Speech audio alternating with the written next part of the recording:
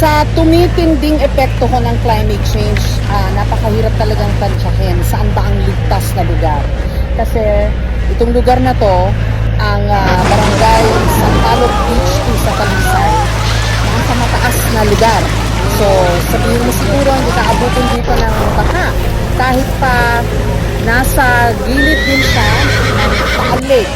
Kaso, dahil sa mga ulan na dulot ni Bagyong Christine, na nagtuloy-tuloy ng 2 araw daw, sabi ng mga taga-dito, tumausdos yung lupa mula mo dun sa bundok at tumabon dun sa mga kabahayan na narito po, na ngayon ay natabunan na nga po ng lupa. At marami ho ang namatay, 20, hindi raw bababa ng 20.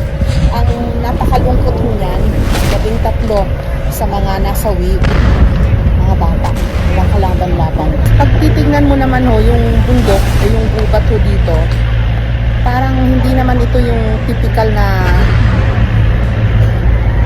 mag-landslide kasi